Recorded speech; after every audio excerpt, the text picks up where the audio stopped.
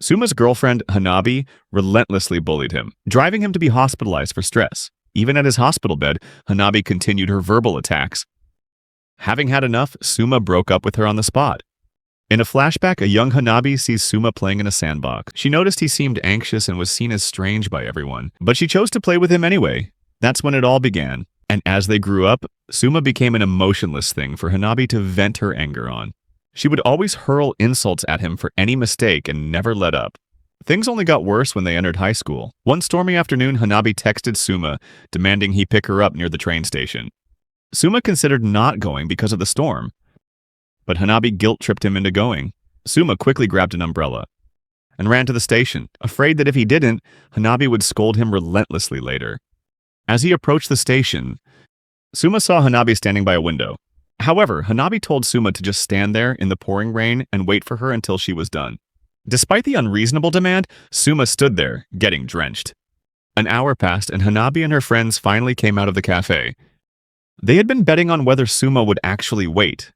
After an hour, Hanabi cheerfully told her friends that Suma would do anything she said, no matter how ridiculous the request. She squatted in front of Suma and confirmed it. At that moment, all the pent-up stress, anxiety, and exhaustion hit him, causing Suma to collapse. Back in the present, Hanabi stood stunned and surprised.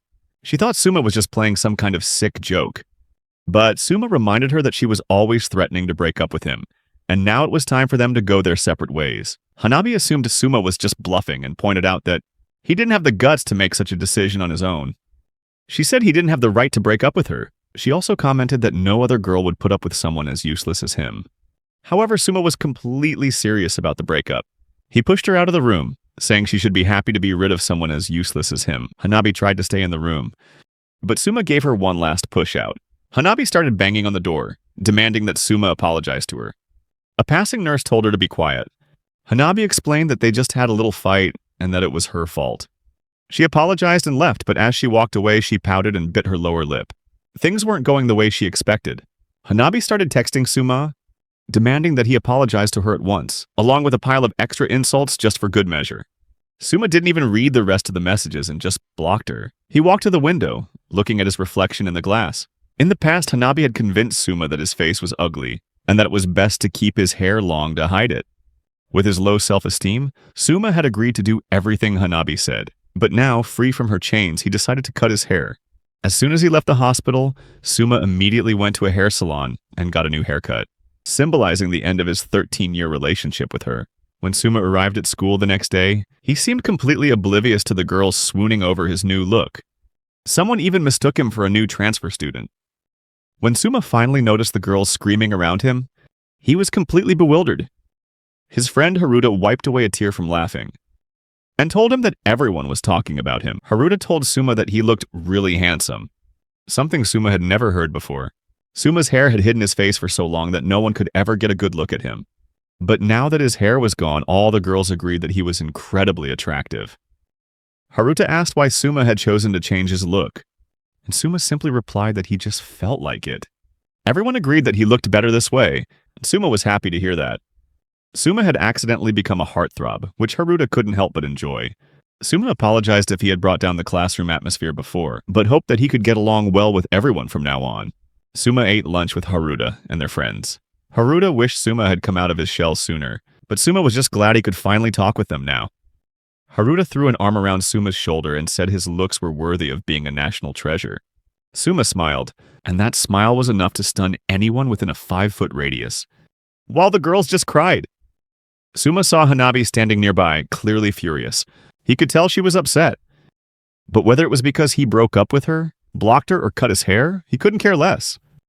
As Suma tried to walk past, Hanabi blocked the hallway. To maintain her image as one of the most popular and likable girls in school, Hanabi had forced Suma to keep quiet about their relationship status, making others wonder if they were ever really dating at all. Haruta asked Suma if he knew who Hanabi was, and Suma delivered the coldest line in history. No, never seen her before. Hanabi trembled with rage, determined to get her revenge somehow. Suma finished his assignment ahead of schedule, leaving him with quite a bit of free time. He recalled how he had upset Hanabi earlier and guessed that she must be incredibly annoyed by now, while wondering what he should do with all this free time. Suma glanced to his left and saw a girl reading a book in the gentle breeze. When that same breeze blew her bookmark away, Suma picked it up for her, and their eyes met. The girl thanked Suma for picking it up, and she suddenly realized this was the first time they had ever spoken to each other. Previously, Hanabi had convinced Suma that he didn't stand a chance with any other girl, and that the only reason she dated him was out of pity. She had bluntly told him that no one would ever love him but her, if you could even call what she was doing love. Because of Hanabi's influence, Suma had been completely cut off from any social interaction with other girls. He apologized to Fumi if he was making her feel uncomfortable in any way, and she reassured him that he wasn't. She introduced herself as Fumi, but it turned out he already knew of her, which made Fumi happy.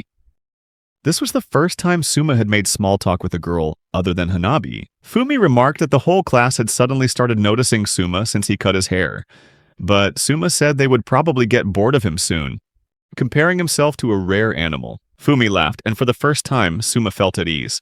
Instead of being anxious and tense about the hurtful words that might come from Hanabi, he could just be himself around Fumi. Fumi told Suma that she had always wanted to have a proper conversation with him, ever since she saw him watering the plants in the hallway. Suma told Fumi that he wasn't doing anything noble.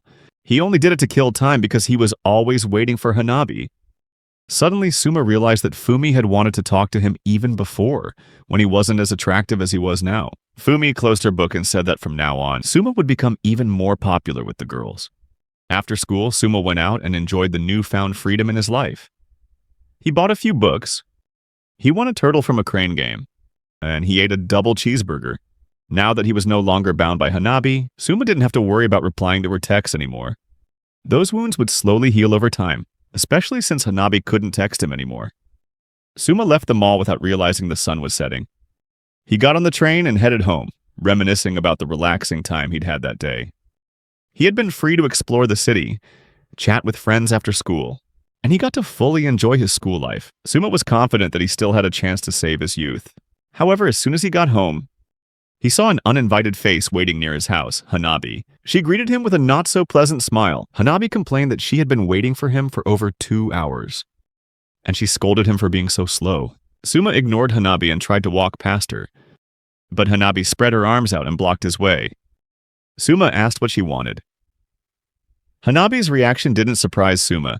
She always manipulated his emotions and often made him feel guilty to get her way. However, Hanabi then took her anger out on Suma's classmates. Suma asked her if she really waited 2 hours outside his house, just to say such meaningless things. He bluntly told her that from now on they were strangers and that her doing this was a nuisance. Hanabi asked if he was serious about breaking up. Suma replied that he was dead serious. Hanabi warned Suma that he wouldn't be able to live a normal life if he broke up with her. However, Suma knew better. Hanabi was the problem, not him. Still, Hanabi didn't give up. She linked her arm with Suma's and said that today was just a coincidence, and the girls who had approached him earlier only did so because he was attractive. Hanabi tried to convince Suma that she was the only one who saw the real him. Suma didn't see his classmates as such shallow people, and he wouldn't let Hanabi decide who he should be friends with. Still, Hanabi wouldn't give up. She offered to forgive Suma if he apologized to her properly. Suma looked her straight in the eye and said that he couldn't do that. He casually uttered a cold line. "I don't need you in my life." Hanabi angrily muttered that she should have been the one to break up with an idiot like him, but Suma pointed out that she couldn't because he'd already done it first.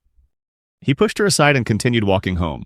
Hanabi shouted that she was really mad at Suma now, but Suma didn't care and kept walking. Hanabi gritted her teeth and ran off. Suma hoped that this would clear things up and everything would settle down. A few days later, Suma resumed his relaxed and peaceful life. He would only see Hanabi near the school gate or somewhere around campus, but he paid her no mind. However, she still seemed to pop up everywhere he went. At least she wasn't talking to him anymore. Suma recalled how Hanabi had forced him to wait outside her house for 30 minutes. But one day, Suma noticed that Hanabi had arrived at the station before him. She was perfectly capable of getting ready this early before, but she had simply chosen not to. He noticed her chatting with Taichi, whom he remembered as the ace of the baseball club. Hanabi and Taichi were openly flirting with each other, and they weren't even trying to hide their seemingly new romance. Unfortunately, their way of flirting wasn't exactly charming, and everyone around them was getting annoyed. Hoping he wouldn't have to witness that unpleasant sight again, Suma decided to take an earlier train the next day. However, when the new day came, he saw Hanabi and Taichi again. Suma wasn't an idiot. He knew right away this couldn't be a coincidence. He saw right through Hanabi's blatant attempt to make him jealous, but it didn't work. He didn't care. Seeing her plan had failed, a frustrated Hanabi shoved Taichi's hand off of her. Suma arrived at school and greeted his friends. He was still a bit mentally drained from the morning, but he tried to pull himself together to start the new day. First period was PE, where the coach took the opportunity to decide the running order for the relay race at the upcoming sports festival. The coach encouraged the students to give it their all to impress the girls, and it actually worked. All the boys were fired up to become the fastest runner. Suma had always tried to maintain a normal running pace, so he didn't know the true extent of his physical abilities. He used to win a lot of running competitions back when he was in kindergarten. But even then, Hanabi had quickly crushed his joy by telling him he didn't look cool running fast. Because of that, Suma started to intentionally slow down, all because Hanabi liked to be the center of attention. Suma didn't want to stand out. He just wanted to stop holding himself back and live a normal life like everyone else. When the coach called the first group of students to the starting line, Suma immediately steeled himself. Suma shot off the starting line, his strides long and light. He didn't have to hold back or control his speed. When he reached the finish line, Suma looked back to see how he'd done, only to see the coach and his classmates standing there. Their jaws dropped. The coach exclaimed that Suma's speed was so fast, he might have broken the prefectural record. Haruta nominated Suma to be the anchor for their class, and everyone agreed. They would crush the competition and victory would be within their grasp. The enticing prize for the winning team in the interclass relay was a set of discount cards for dessert at the school cafeteria. However, Suma turned down the class's offer to be the anchor, saying that his last run was probably just a fluke since he wasn't in any sports clubs and didn't exercise regularly. The whole class became dejected, and they practically begged Suma to change his mind. In the end, Suma couldn't bring himself to refuse when he saw how everyone was acting. He agreed on the condition that they wouldn't expect him to win. And that was enough to make everyone cheer up. Haruta thanked Suma for taking a chance on the team. Suma didn't mind much. He was just surprised by everyone's reaction and felt happy that they all valued him. The positions for the relay race were announced and posted on the classroom board for everyone to see. When the class found out Suma was the anchor, his popularity skyrocketed. It seemed like breaking up with Hanabi had been the right thing to do. A new, better chapter of Suma's life had begun. Fumi, Suma's classmate, seemed to think so too. She commented that Suma was attracting attention once again, and although Suma once had some ambition to be an athlete, he says that's all in the past. Fumi wishes she had even a little of that stamina, and asks Suma if he could teach her a few tips. Suma replies that he has nothing to teach her. Fumi gets discouraged and starts talking about skipping the sports festival. Suma asks her if she hates the festival that much, and she cheerfully replies that she hates it a lot. Suma wishes he could help Fumi more. Suddenly, Hasuike, a member of the track and field team, approaches Suma. Hasuike asks Suma if he's really committed to giving his all in the relay race, and if he's prepared to die for it. Suma hopes he won't actually die while running. Hasuike is unsettled by Suma's lack of spirit and resolve. Hasuike explains that he had been training hard to secure his spot as the anchor in the relay, but he isn't asking Suma to switch places with him.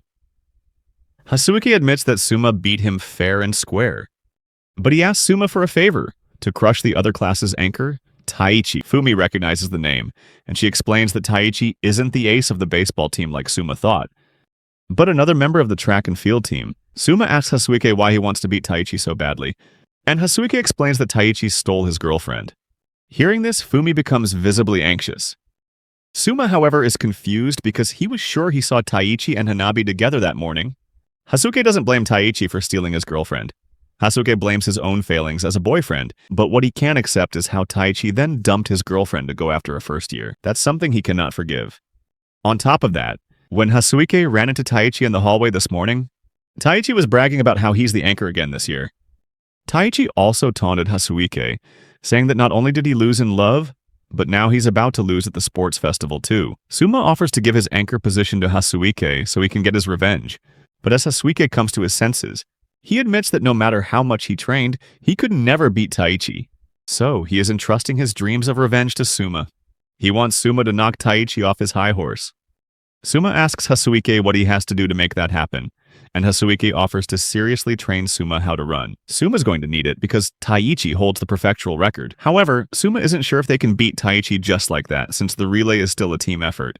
Ultimately, Hasuike remarks that everyone's condition can differ on the day of the race, but the focus of the race is still the showdown between the two anchors. Hasuike asks Suma to train with him for the few weeks leading up to the race, and he bows his head, begging.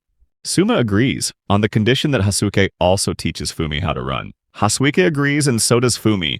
The plan to defeat Taichi is set. The next day, Suma shows up at the school's track and field, where Hasuke and Fumi are already waiting. This is also the first time Suma can remember actually meeting up with friends. Hanabi used to forbid him from making friends with anyone she didn't approve of, but now he's free. After warming up and practicing, Suma felt a huge difference compared to the days when Hanabi controlled him. They had agreed to meet up after school, while Hanabi watched them with jealous eyes as Suma was living the best days of his life. After that, Hasuke started the practice session. He led them through a proper warm-up so they could defeat Taichi. While they were stretching, Fumi clumsily slipped and tumbled to the ground. Suma couldn't help but laugh, and the sight made him uncontrollably call Fumi cute. Fumi, embarrassed, asked Suma if he was a natural flirt. Suma didn't understand what she was talking about, but Hasuke knew exactly. He said that it took some real nerve, flirting right in front of someone whose girlfriend had just been stolen. Despite that, they continued with their practice. Hasuke used a stopwatch to time them. Although Fumi and Suma were both tired, Hasuke was an excellent coach and he gave them very helpful advice. Their times gradually improved, but with such a short amount of time there was a limit to their progress. Suma muttered that Fumi looked cute when she ran, which brought Hasuke to tears, begging them to stop flirting. Time passed quickly and they continued to practice in the mornings and afternoons. Meanwhile, Hanabi started showing up again at the same train station Suma used. However, he noticed she looked visibly tired and sleepy. One day, Hanabi saw Suma and walked straight up to him, boasting that he would be seeing a lot more of her in the coming days. Suma replied that she shouldn't force herself to wake up so early, unless she wanted to have messy bedhead again like last time. Hanabi hastily fixed her hair, then asked Suma about his role in the upcoming relay race. She boldly declared that she had told him many times not to run, and now she wanted to use this opportunity to properly humiliate him. Hanabi boasted that her new boyfriend, Taichi, would crush Suma in the competition. Just then, Taichi walked over, sized Suma up, and sneered at him. Hanabi turned back to Taichi and wished Suma good luck struggling. They moved to the other end of the platform, continuing to flirt with each other. Suma wasn't bothered. He felt more relaxed and confident than ever. Several days passed with intense and tiring training sessions, with every morning and afternoon dedicated to improving their speed. Not everyone who works hard is rewarded, but everyone who succeeds has worked hard. Finally, the training sessions were coming to an end. Hasuke blew a final whistle, and he praised Suma and Fumi for their efforts. Fumi, exhausted, collapsed to the ground. Suma and Hasuke sat down beside her, and together they watched the glittering sunset after a hard day's work. Tomorrow's the big race. Hasuke praised them on how much their times had drastically improved. Even though the relay race wasn't a one-on-one match, Hasuke was confident that Suma, on his own, could definitely beat Taichi. Suma thanked him for the encouragement, though he wished he had more time to practice. Hasuke was so moved by Suma's work ethic that he couldn't hold back his tears. Hasuke thanked Suma for agreeing to his plan. He admitted that he hadn't been sleeping much lately because of what happened between Taichi and his ex-girlfriend. Thanks to Suma and Fumi, he was able to shift his focus to helping them improve their running times. Words couldn't express how grateful he was. Fumi also expressed her gratitude for all the help Hasuke had given them. She was running much faster than before, and so was Suma. Hasuke smiled. The time he spent with them over the past 2 weeks had truly changed his life, at least in a meaningful way. However, his grudge against Taichi hadn't faded. Speaking of Taichi, Fumi shared her observation that he seemed to have changed his hairstyle recently, looking quite a bit like Suma's. But the comparison ended there.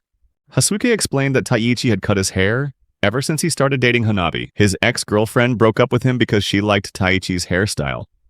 Maybe Taichi cut his hair just to get back at Hasuke. Hasuke felt ashamed for still being hung up on his ex, but Suma sympathized with him.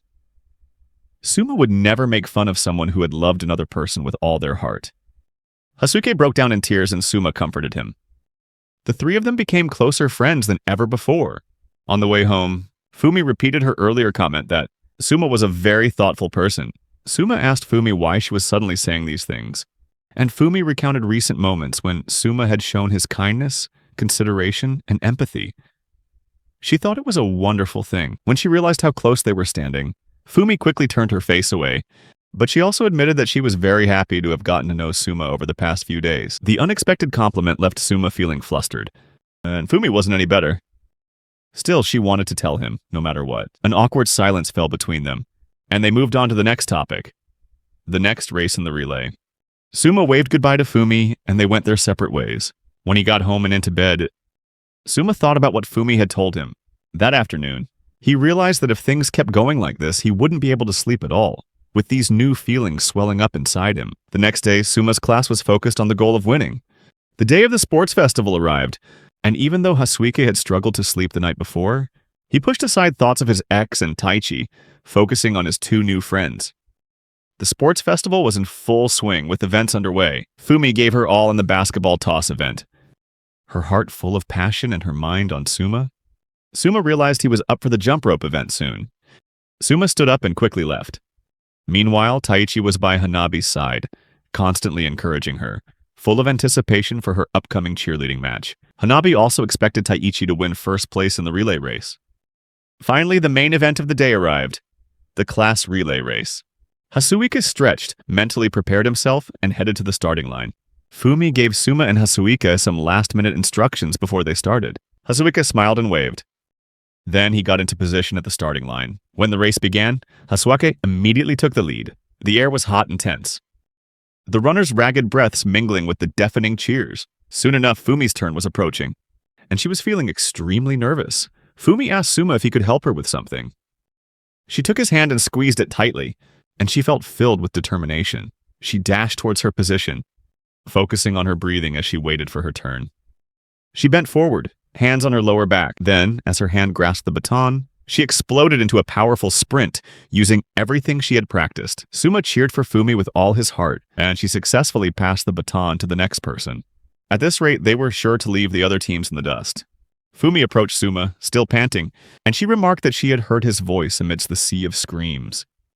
She found it amazing that she could hear him, even from so far away. She felt like it was a miracle. She promised to cheer for him just as he had for her. Hasuike had given their class a fantastic start, setting a solid foundation for their team to take the lead. Suma's role as the anchor was crucial, and he wanted to honor everyone's efforts with his own performance. The race continued, and Suma's turn was coming up. Suma observed that their main rival, Class B, was leading by a huge margin, while their class was barely holding on to second place. Taichi approached Suma and asked why someone like him was the anchor, even though their class had another track and field member, Hasuike. Taichi answered his own question by mocking Hasuike's recent poor performance, and said that no matter what he did, their class couldn't win. However, his speech was cut short when a classmate announced that his baton was approaching. Taichi got ready, and the moment he took the baton, Taichi practically flew out of his starting position. Despite his arrogant and annoying personality, he really was skilled. Suma anxiously looked back and saw his classmates running their hearts out to get to him. When Suma got the baton, he immediately shot forward, giving it everything he'd learned from his training with Hasuike. The fact that his class was in second place didn't matter. What mattered was beating Taichi. Taichi heard the loud cheers from the stands. When he looked back, he was shocked to see Suma right behind him. Taichi didn't even realize it until Suma had spectacularly overtaken him. He couldn't adjust his pace in time, left to just stare as Suma flew past him, taking the lead. In a stunning comeback, Suma pulled ahead of Taichi and ran into the welcoming arms of his classmates. They lifted him up, surrounding him and parading him around like a war hero. Suma didn't know how to react, but seeing the smiling faces of his friends, he decided it was all right. While Suma and his class celebrated their victory, Hanabi was sulking, her plan completely ruined. Class A had won the relay race, and many classmates acknowledged Suma's impressive feat of beating Taichi, a star member of the track team.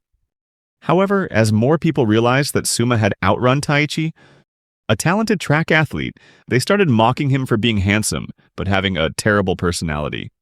Suma looked around and noticed Hanabi's annoyed face near the stands. He didn't blame her for being angry, but Suma had wanted to win for Hasuike, not to make her mad. He wondered if Hanabi thought he did it just to spite her. While their class was helping clean up, Hasuike invited Suma to a karaoke party after the competition. Suma had never been to a party like that, let alone been invited to one. Fumi would be there too, and everyone wanted him to join. Suma decided to accept the invitation to the party. While he and Fumi were finishing up the cleaning, Suma heard a familiar voice. Hanabi and Taichi were nearby. Not wanting to get near Hanabi, Suma quickly pulled Fumi away, but the sudden movement made Fumi trip, and they ended up in a rather compromising position. Suma apologized and explained that he just didn't want to run into Hanabi, and especially Taichi, especially after he'd showed them up in the race. The two of them ducked down with no choice but to eavesdrop on the conversation. Taichi was explaining his recent loss, making excuses that he wasn't in top condition, but promised to take the #1 spot at the inner high track meet. However, Hanabi wasn't about to give him the chance. She ended their fake relationship, terminating Taichi's role as her boyfriend. Even though Taichi thought they had been in love all this time, he pointed out that Hanabi always wanted to walk to school with him and often linked arms with him. However, Hanabi explained it was all just an act. She mocked Taichi for focusing so much on his muscles that he'd forgotten about his mind. "There's only one person I want as my boyfriend."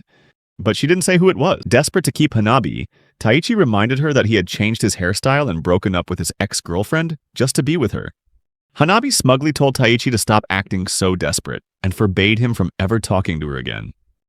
Taichi tried to say something more, but Hanabi had already decided to end the conversation, telling him to leave immediately.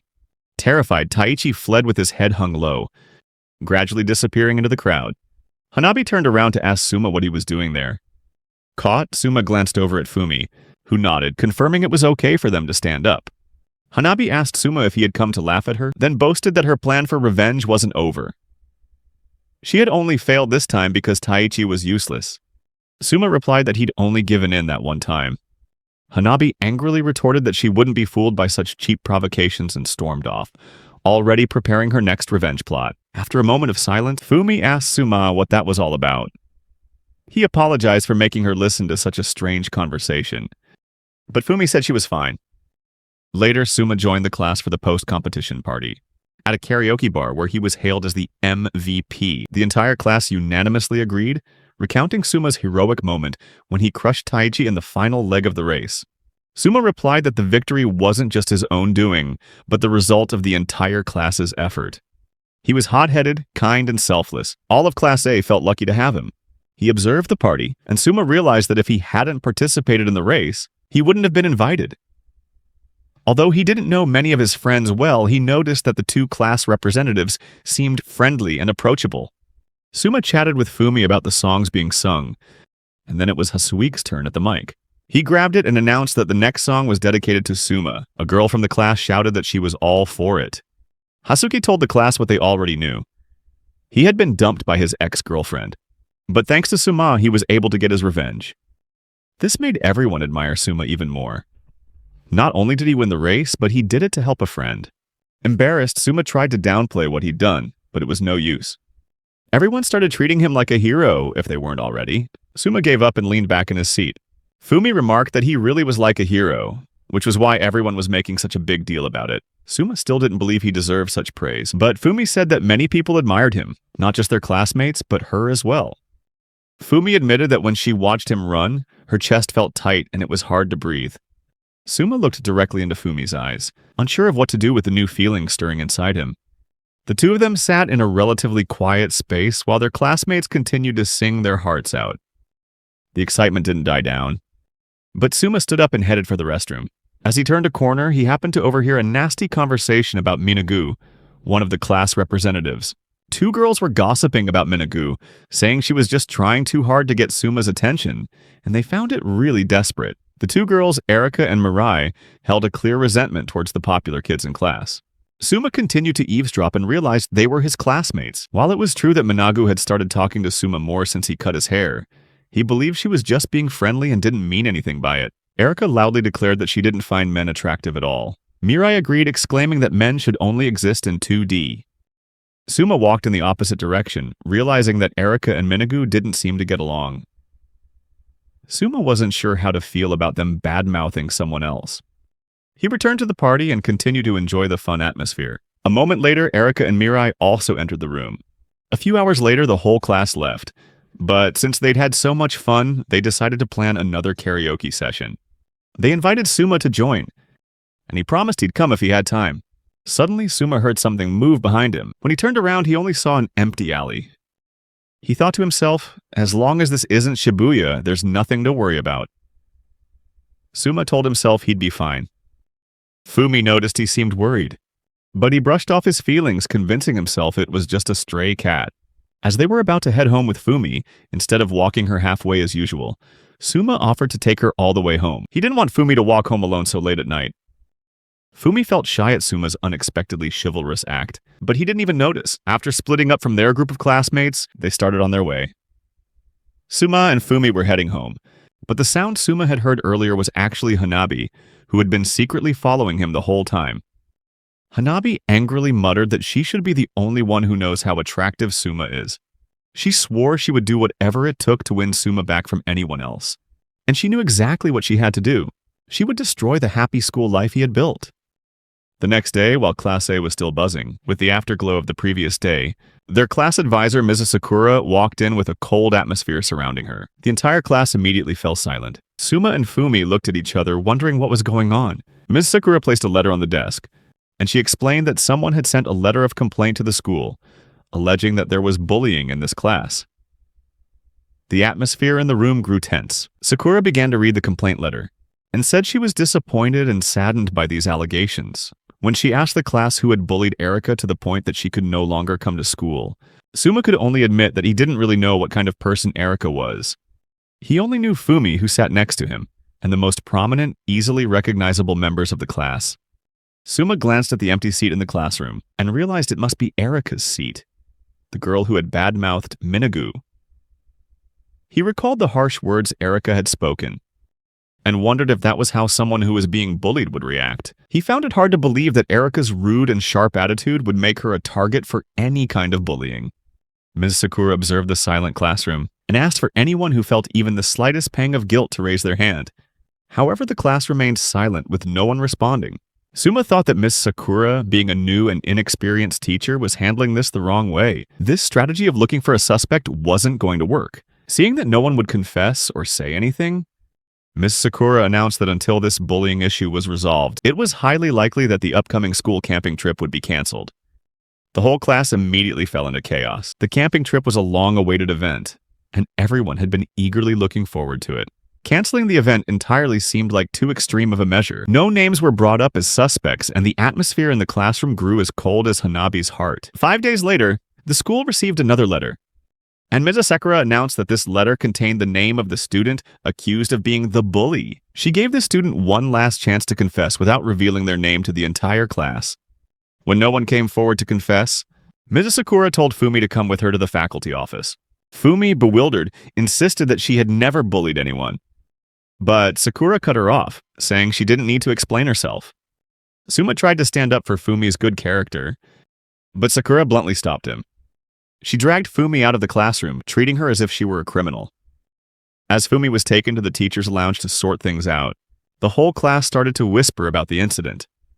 They quickly realized that Fumi and Erika had never even interacted with each other.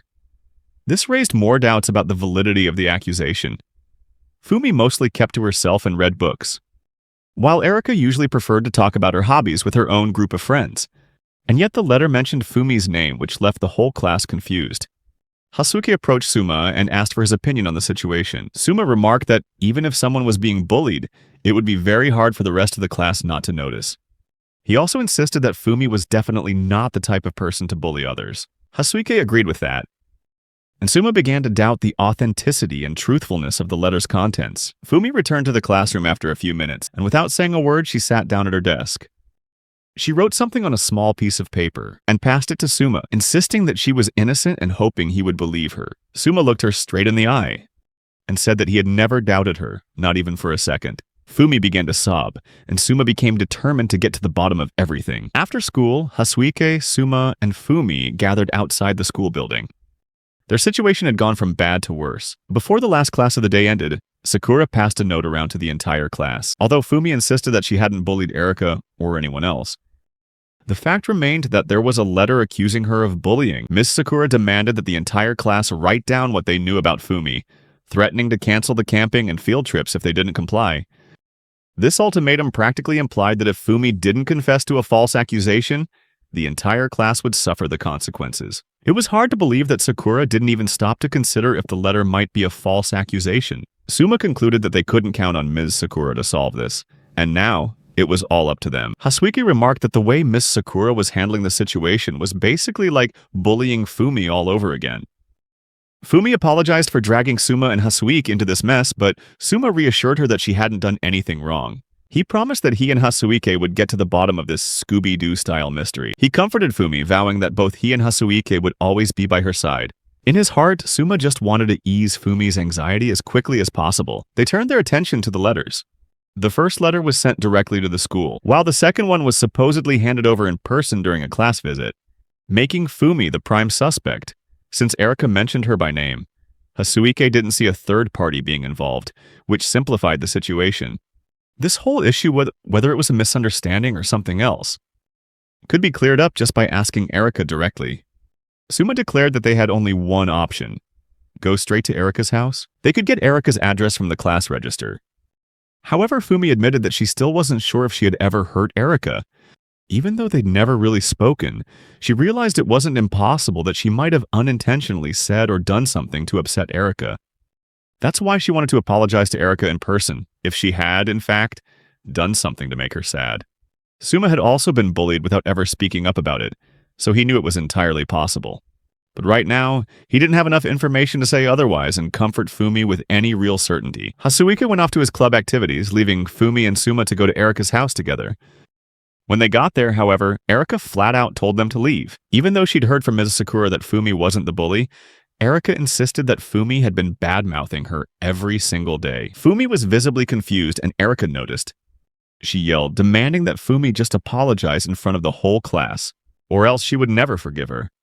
Suma found Erika's demand strange. Why would Erika want Fumi to apologize to the entire class? Even if she wasn't there, Suma's intuition suddenly kicked in, just like the feeling he'd had at the karaoke party after the race. He dashed around the corner, telling Fumi to wait for him.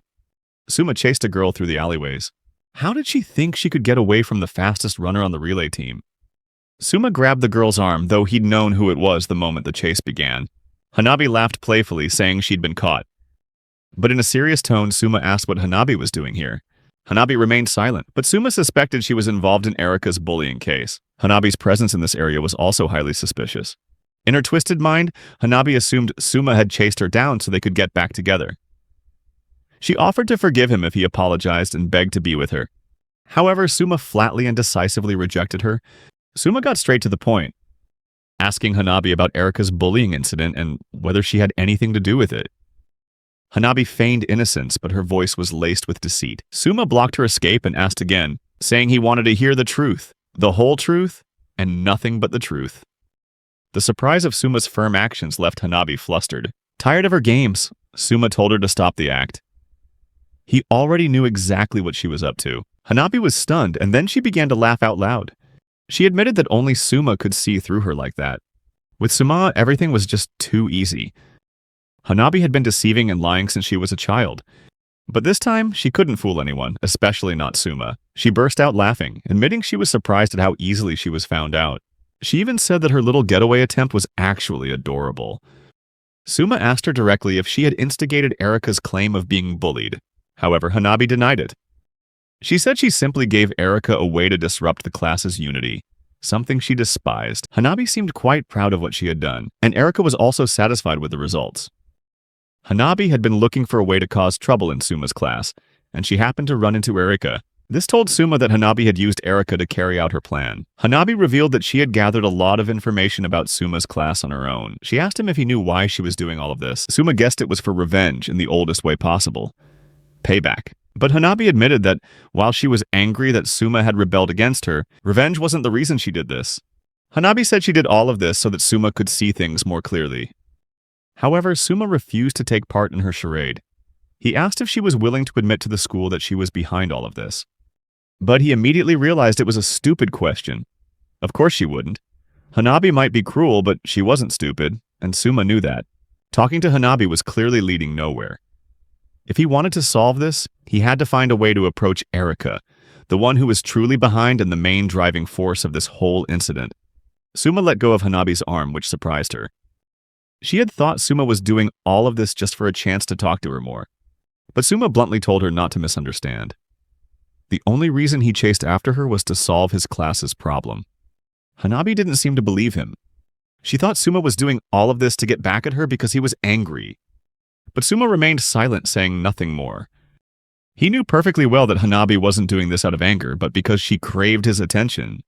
At first he had ignored her actions, but now they had affected his friend, Fumi. Suma considered what response would be most effective, and he told Hanabi that she should try making new friends instead of more enemies. Another cold remark was added to his list. Hanabi angrily retorted, declaring that they could never go back to the way they were, and then she burst into tears. Suma remained silent. Hanabi's tears no longer moved him like they used to. Unlike Fumi, Hanabi's crocodile tears were just a part of her calculated plan. Suma explained that after talking to Hanabi, he returned to Fumi and quickly realized he was the cause of everything. He admitted to Fumi that he had a falling out with someone before and cut ties with them out of revenge.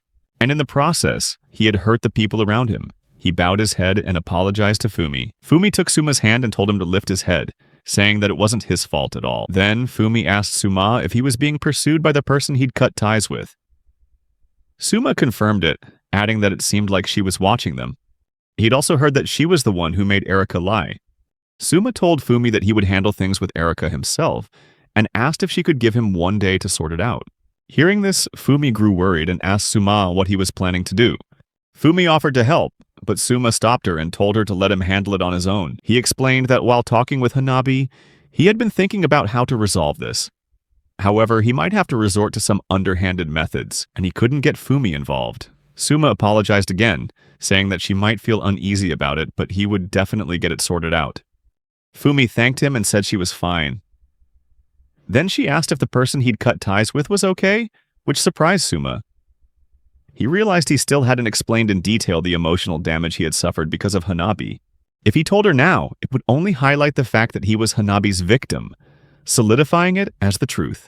It was true that he was her victim, but he didn't want to tell Fumi about it when she was going through something even worse. Suma knew that Fumi would sympathize with him, that she would say it wasn't his fault, but he wanted to avoid that if he could. However, since Fumi was in this awful situation because of Hanabi, she had a right to know why it was happening. Suma thought that once everything was settled, he would tell Fumi about his relationship with Hanabi. He silently made his resolve.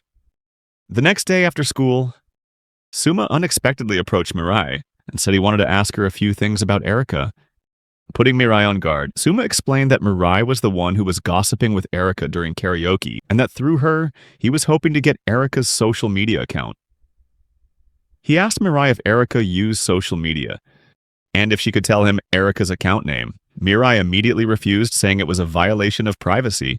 Suma replied that he knew that, but he needed to contact Erika no matter what, and he promised to keep his source anonymous. Mirai seemed hesitant, but Suma pressed on, asking if she wanted to be a witness, which made Mirai panic. Suma then asked, since she had been with Erika for so long, if she knew that the story about Erika being bullied by Fumi was a lie. Suma bowed his head, saying that Fumi was deeply hurt by this and begged for Mirai's help. Mirai turned away and said she was sorry, but it was impossible. She wondered aloud why she should care if Fumi was in trouble, stating that she had no interest in things that didn't concern her. She asserted that from start to finish it was Erika's problem, and she had no reason to get involved. Suma asked if she wasn't Erika's friend. Mirai replied that they weren't friends, just hobby friends, and while that could be taken in different ways, she wasn't willing to go out on a limb for Erika because it was just too much of a hassle. Suma thought that from the way Mirai was acting, no one would ever think they were friends.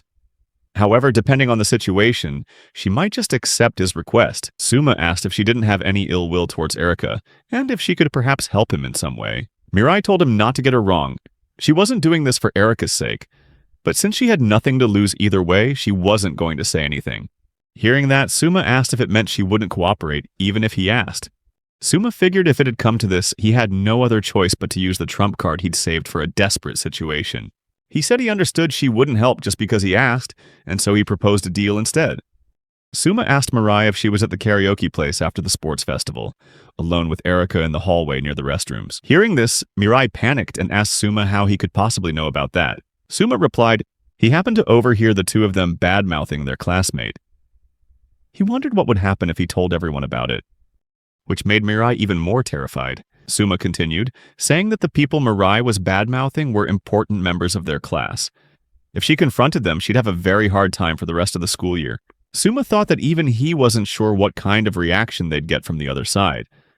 But in the worst-case scenario, if she wasn't bullied, she'd probably be ostracized. Mirai fearfully asked Suma if he had any proof, and Suma replied that he didn't. Mirai said that even if she denied his baseless accusations, no one would believe her. Suma asked her if she really thought so. He said that Fumi had never bullied anyone and had denied it. But what about the atmosphere in the class? Suddenly, everyone started to have doubts, and even Mirai was temporarily believing Fumi. Suma went on to explain that once a rumor starts, it's impossible to control, and no one cares what the truth is. This made Mirai even more worried, as she could get dragged into a similar situation. He said that unless there was credible evidence to refute it, it would only harm everyone involved. Mirai asked Suma if she gave him Erika's social media account. Would he promise not to reveal what they did? Suma replied that he didn't care about revealing that Erika had badmouthed other people. But it was clear that Mirai definitely didn't want to get involved. She continued to tremble in fear, saying that if she were found out for badmouthing others, she'd lose her place in the class. And even now, she was still seen as a gloomy otaku girl. Suma said he understood and promised not to reveal what he'd overheard at karaoke. He thought that talking about others wasn't a good thing, then asked Mirai if she was jealous of Minagu and the other popular kids in their class. He said that actually he felt the same way, as he'd been a loner for years, and wondered how Mirai felt seeing Aihara, Minagu, and the other popular kids having fun together, making it impossible for her not to admire them. Suma explained that Mirai's jealousy stemmed from the popular kids in class, and he could understand why she felt that way.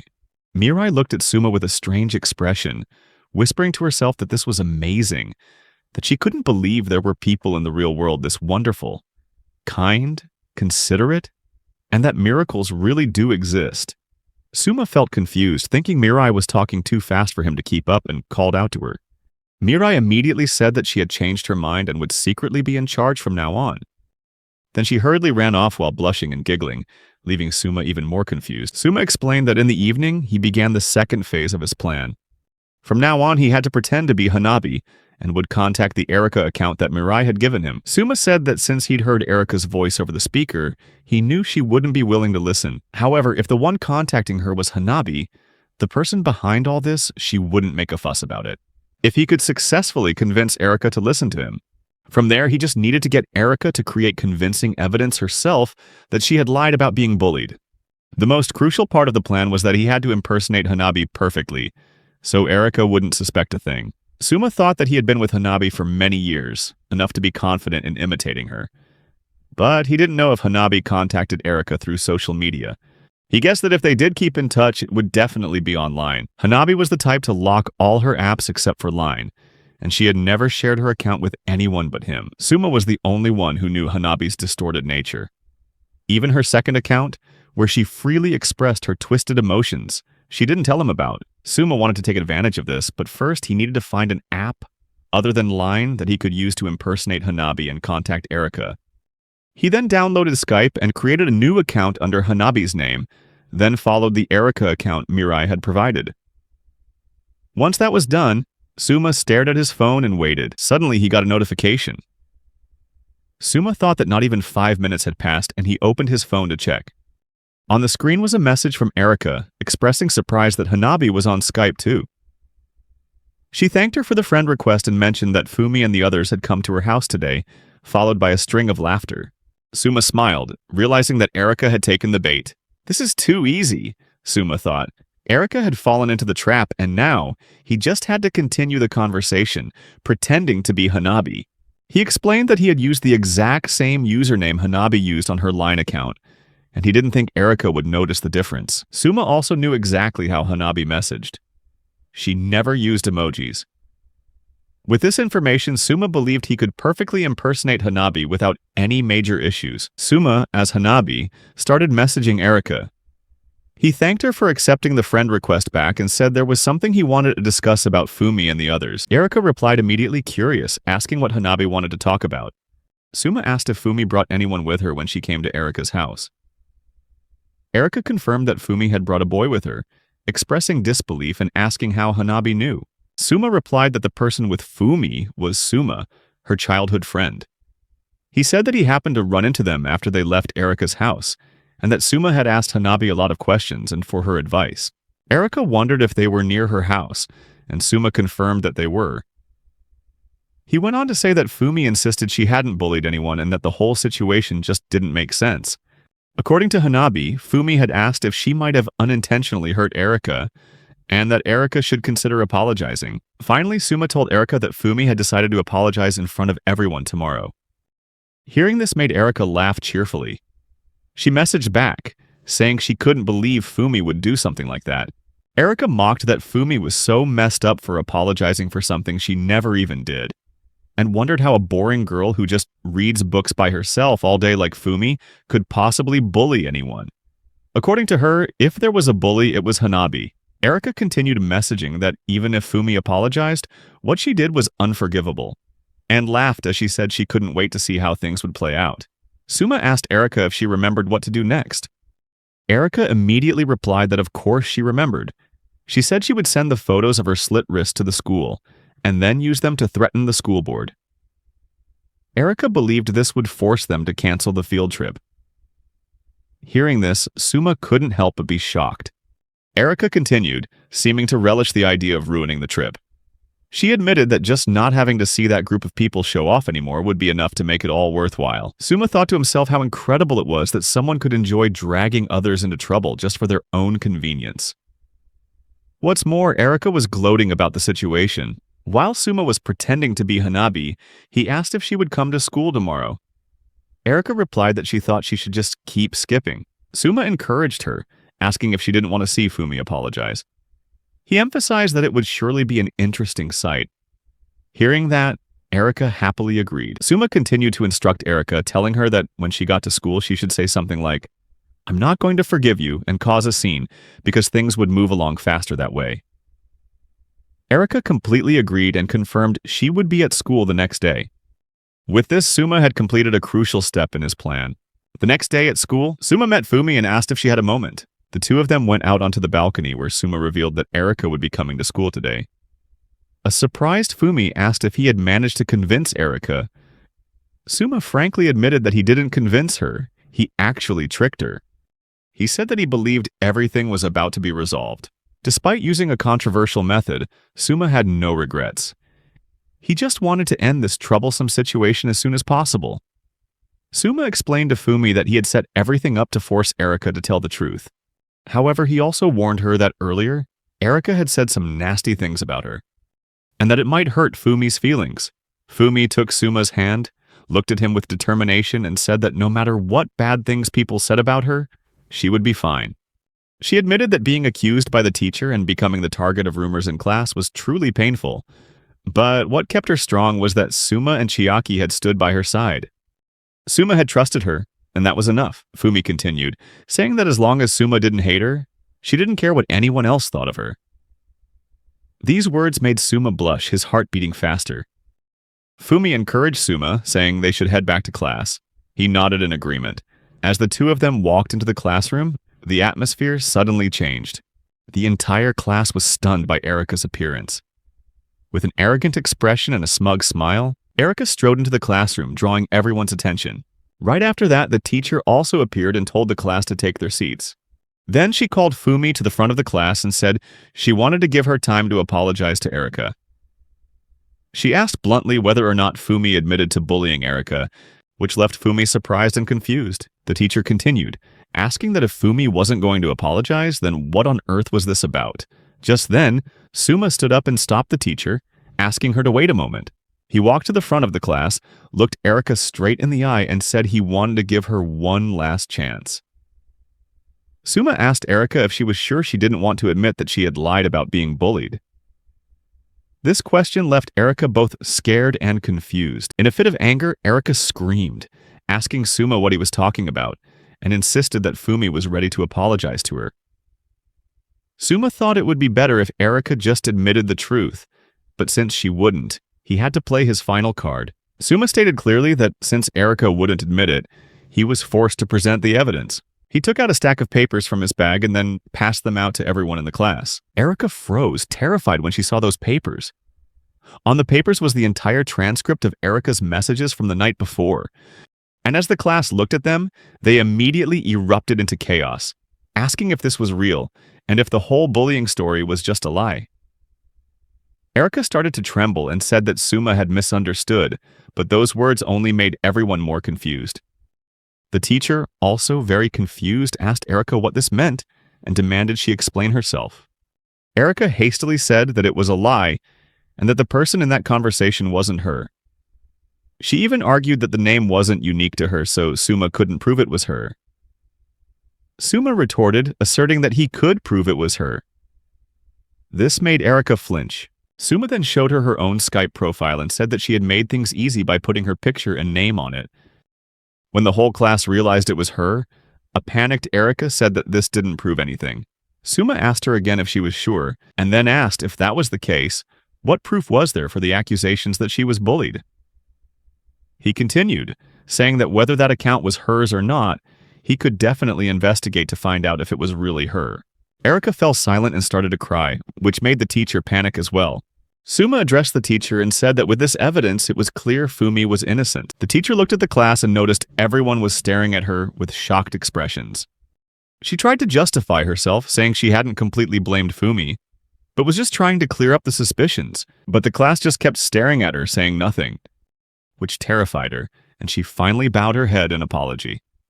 The teacher apologized to Fumi and the entire class, asking for their forgiveness. Suma and Fumi looked at each other, and Fumi shook her head, not accepting it. Suma addressed the teacher and said he wanted to confirm one thing. He asked if the school trip was still going to happen. The teacher replied that it definitely was, which made the whole class cheer and completely changed the atmosphere. The teacher said that she would do the right thing this time and inform the school board that they would be going on the trip as planned. The whole class celebrated, and the teacher said she would go and drag Erika along with her. Suma overheard people around him whispering that they never expected Erika to be like that. Everyone surrounded Fumi, apologizing for not trying to protect her and for not doing anything to help. Fumi said it was okay, and that she was also partly to blame since the school trip might have been canceled because of this. Haruta told Fumi that she wasn't at fault at all, and that they were the ones who were thoughtless for saying the trip would be canceled. Minagu and the others apologized to Fumi while crying, saying they should have listened to her first. Fumi looked at Suma, not knowing what to do. Suma stepped in and said that Fumi understood how they felt, and that they should change the subject, as it was for the best right now. Everyone agreed, because if they kept talking about it, it would only make Fumi feel worse. Fumi grabbed Suma's sleeve and thanked him, saying that he was her hero, and she smiled. Suma thought that the bullying was just a lie, and that the teacher was also terrified. After everything was cleared up with the teacher, Erika's parents were also reprimanded for this, and the teacher scolded Erika. Someone called out to Suma. It was Haruta, who said that now that everything was settled, they should go out and celebrate today, but Suma replied that he couldn't make it today, and that maybe next time. Haruta said it was fine and went with the others. Suma thought it was good to see everyone so happy. He thought that in the end, Erika didn't say who she was talking to on Skype, but it didn't matter anymore.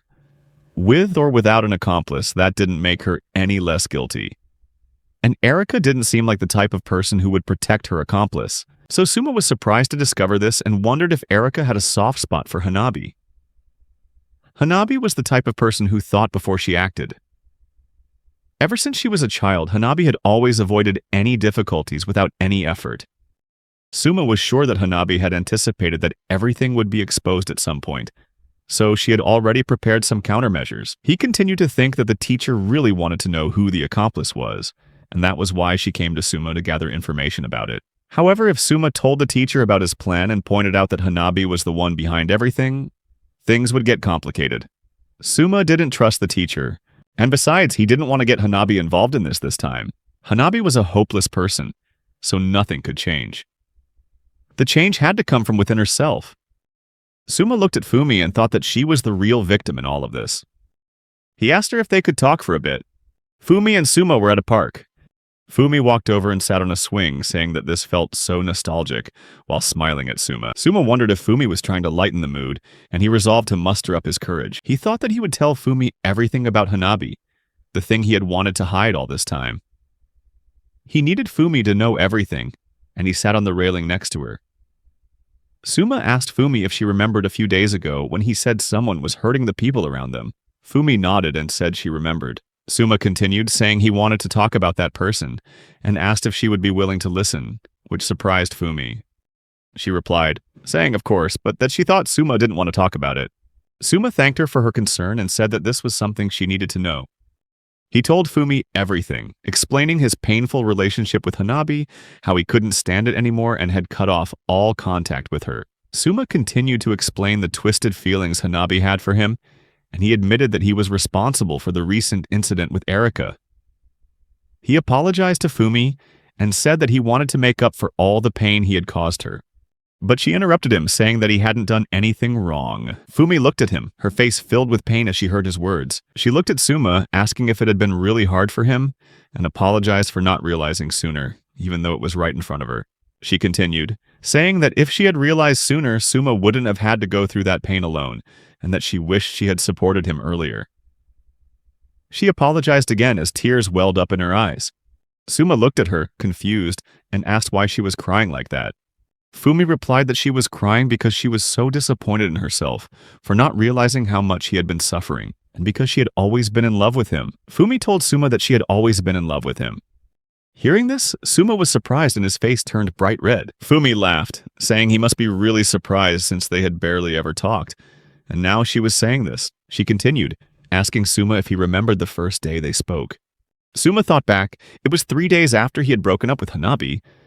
He had just gotten a haircut and was ready to start over. As he recalled, it was early one morning, when he picked up a marker that Fumi had dropped, and that's when their first conversation began. Fumi told Suma that she had always wanted to talk to him, which surprised Suma, and he asked why. Fumi replied that he always watered the plants and took care of the flowers after every class, which made her think he was a wonderful person. Suma then wondered if Fumi had always wanted to talk to him because she liked him. He couldn't believe it because he thought of himself as a gloomy person, always hiding behind his long hair, and he couldn't imagine anyone falling for someone like him. Fumi looked at Suma and asked him if he believed her. Suma apologized and said it was hard to believe someone could fall for the person he used to be. Fumi was surprised and asked him if his long hair was the reason he couldn't believe her feelings. She said that with that long hair, he seemed to lack his own identity, making him hard to understand. Fumi looked at Suma and said that what he said was true.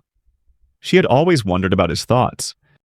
But even without knowing for sure, she was always watching and realized he was a kind person. Every time she saw him, she thought he was amazing, and before she knew it, she couldn't take her eyes off him. She felt her heart beat faster every time she saw him. And when they started talking, she fell for him even more. Fumi continued, saying that she had clearly seen his kindness, his concern for his friends, and other good qualities. She asked him if that bothered him.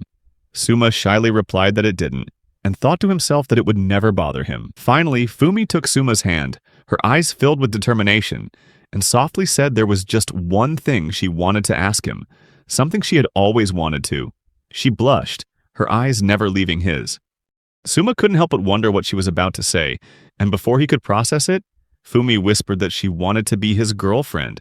The words made Suma freeze, his face flushing red as his heart pounded wildly. He couldn't believe it.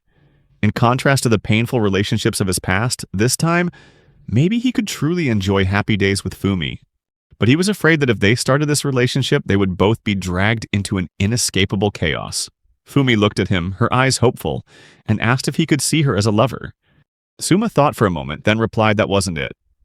He truly found her very attractive, but he thought about the problem with Hanabi that he had mentioned earlier. She didn't seem to have any intention of stopping her quest for revenge against him, and he knew that if he kept getting involved with her, it would only make things worse. He decided to ignore her until she got tired of it, as that was the best approach. If it were just him, he could probably ignore it and move on with his life. But if he started dating Fumi, Hanabi might come and bother her, and for Fumi's safety, it was probably best not to be with her at this time. Fumi looked at him and said that as long as he was by her side, she would be fine, no matter what happened. Suma didn't doubt Fumi's words, but he never thought he could be so important to someone. As he was thinking about this, Fumi asked if the only reason he didn't want to date her was the issue with Hanabi. Suma replied that it was. Hearing this, Fumi hesitated and asked if that was the case. Could she have a chance? And asked if he could try dating her just to see what would happen. This surprised Suma. Fumi continued, saying that no matter what happened, she would be fine. And she thought just saying it wouldn't be enough to convince him, so she wanted him to see what would happen if they tried dating on a trial basis. Suma thought that he never expected Fumi to say this. At first, he didn't want to date her for fear of hurting her, but now he felt that rejecting her might be even worse. He asked Fumi if she was really okay with a trial relationship. Fumi happily replied that she would be happier being given a chance than being rejected. Seeing her say that, Suma felt himself blush and thought how cute she was. After a moment, Suma told Fumi they should head home, and she agreed. Fumi asked Suma if he could give her his SNS info. Suma stood there stunned and silent as Fumi called his name again. He quickly apologized and said he had just realized he hadn't contacted anyone on SNS in a long time. He thought that other than Erika, who had pretended to be Hanabi to contact him, he had no one else in his contacts except for Hanabi, whom he had now blocked. Hearing Suma say that, Fumi felt like maybe she shouldn't have asked. Suma quickly replied that if anything came up, she should feel free to contact him without hesitation. He was still a little flustered. They both smiled at each other, and then Fumi asked Suma if, even if there was nothing in particular, she could contact him if she just wanted to talk. Suma replied naturally, of course. The answer made Fumi happy, and they exchanged their SNS info. Suma felt that the emotions he was experiencing right now were somehow different from before. When he returned home, he found Hanabi waiting for him again. Suma tried to ignore her and walk past, but suddenly, Hanabi spoke up, asking him, "Are you going to protect her?" The question made Suma turn around to see Hanabi smiling smugly.